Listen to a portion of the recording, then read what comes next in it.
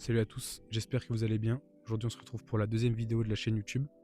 La dernière elle date de plus d'un an, il n'y a pas eu d'activité entre temps. Donc aujourd'hui on se retrouve pour la présentation de ma nouvelle voiture. J'ai vendu la S3 en novembre.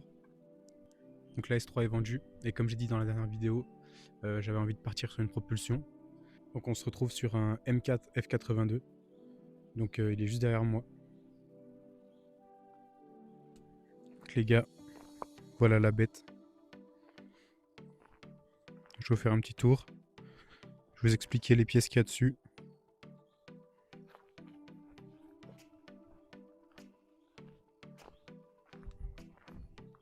Donc on est sur un modèle de 2016. La première M4, elle est sortie en 2014. On est sur une voiture qui a déjà 10 ans. Et franchement, je trouve que ça a vraiment pas vieilli. Donc on est sur une config full black. Donc elle a un kit gros frein. Elle a des combinés filetés. Elle a des jantes. Les combinés filetés, c'est des KW3.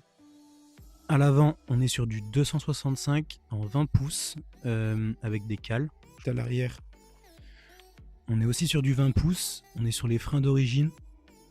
Cette fois-ci, on est sur du 285. Donc d'origine toit carbone. Ensuite, petit béquet qui a été rajouté. Je sais pas si on peut dire petit. On a le diffuseur. Gros diffuseur en carbone. Pour la ligne, on est sur une ligne M-Perf Titane. Donc qui a été rajoutée par l'ancien propriétaire. Avec les sorties. Les 4 sorties M. Elle a les feux de la phase 2. Intérieur rouge ou orange saphir, je sais pas. Donc volant carbone. Palette en carbone. Le pommeau de vitesse, le tour de la DKG. Je sais pas comment ça s'appelle ça. On a aussi tableau de bord en carbone. Donc les gars, maintenant on va montrer ce qu'il y a sous le capot.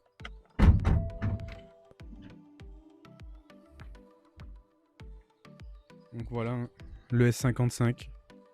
Pour ceux qui connaissent. Moteur mythique, hein, donc qui est sur les M3, M4 et M2 compétition. Donc 6 cylindres biturbo. D'origine qui sort 420 sur, ou 430 il me semble sur les normales, 450 sur les compétitions. 85 000 bornes.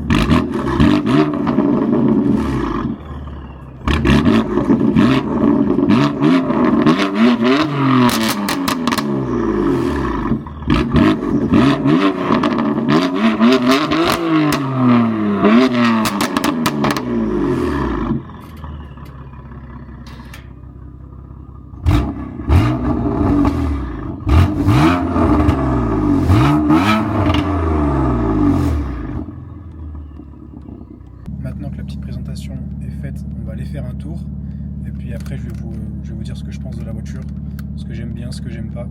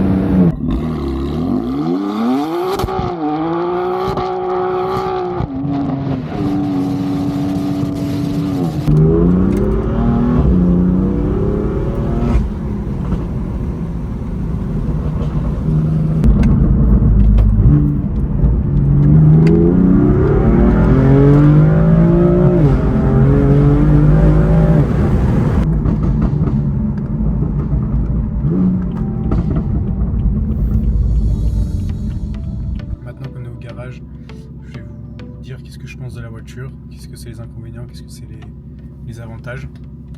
Donc, du coup la voiture ça va faire 4-5 mois que je l'ai. J'ai fait un peu plus de 10 000 bornes avec. On va commencer par les avantages. Donc je pense que ça va surprendre plus d'un, mais c'est la consommation. Alors oui, ça consomme beaucoup, mais pas sur autoroute. Parce que moi je fais souvent des longs trajets. Je fais entre 9 et 10 litres au 100 sur l'autoroute. Ça franchement c'est vraiment bien.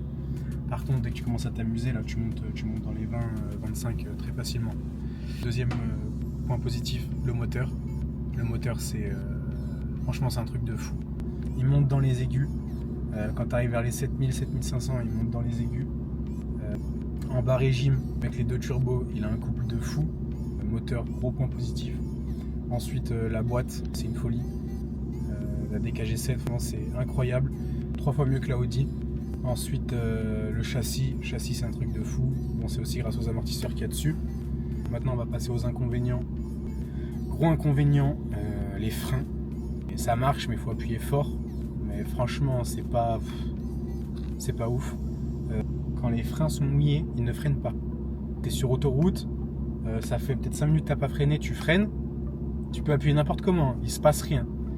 Il faut déjà appuyer pour enlever l'eau, et après ça freine. Donc le deuxième inconvénient, c'est un bateau. C'est vraiment super grand. Quand tu te gares, c'est vraiment compliqué. Dans un garage, ça prend toute la place. Heureusement, il y a l'option caméra 360, c'est indispensable, je pense. Il faut vraiment avoir l'habitude des grosses voitures. Regardez, comment on voit rien derrière. Bon, je vous l'accorde, c'est teinté, mais on ne voit rien. On ne voit rien du tout. Je pense que j'ai fini pour les inconvénients et les avantages. Je vais vous dire ce que je pense de cette voiture en globalité.